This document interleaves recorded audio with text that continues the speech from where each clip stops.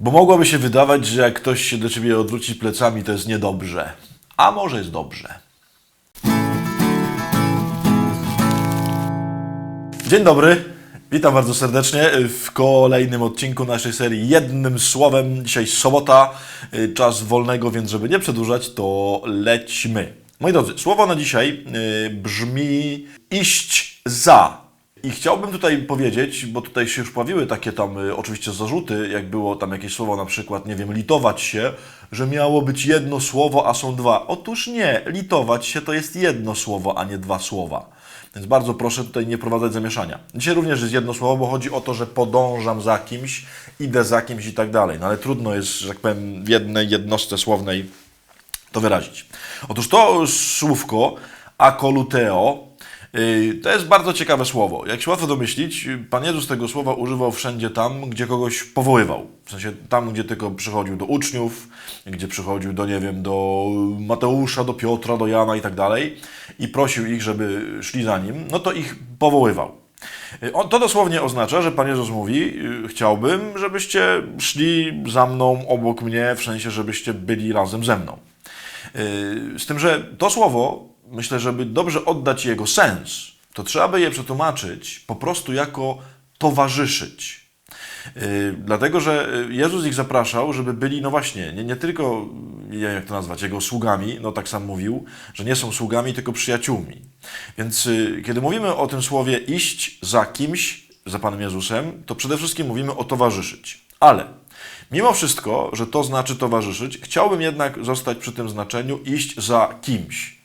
Dlatego, że to jest taki obraz, który ja mam w głowie, jak sobie wyobrażam, co to znaczy iść za kimś. Że ktoś idzie przede mną, ja idę za nim, czyli mówiąc krótko, co widzę? Widzę jego plecy.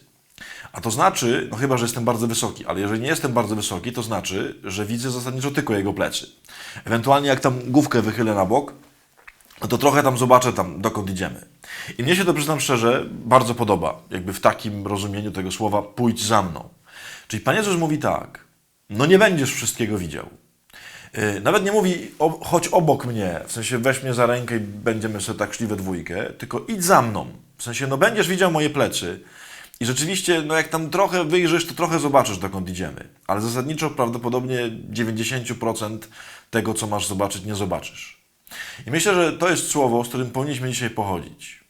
Na pewno macie takie momenty w życiu, kiedy w podążaniu za Panem Jezusem jesteście w totalnej ciemności. Jesteście w takim poczuciu, ja naprawdę nie wiem, dokąd to idzie. Że nawet pytasz Pana Boga o jakąś drogę, o radę i bardzo chciałbyś zobaczyć. No a Pan Jezus Ci pokazuje tylko plecy. Nie bójmy się tego. Jezus wie, dokąd idziemy. Jezus wie, dokąd nas prowadzi.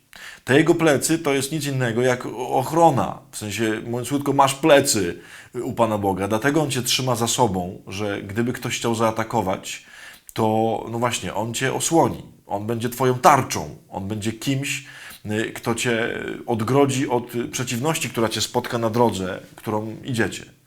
Więc dzisiaj pomyśl o tych momentach, gdzie się czujesz w ciemności, gdzie się czujesz w niepokoju, gdzie się czujesz w niewiadomej, gdzie sobie mówisz, nie wiem, dokąd to wszystko prowadzi.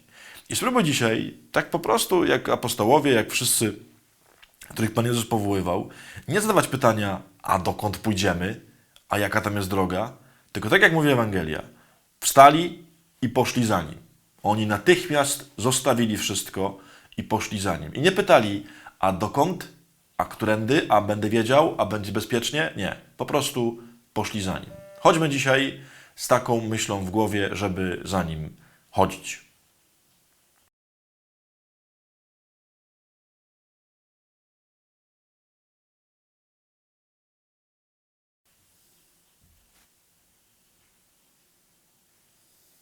Trochę długo, ale okej, nie?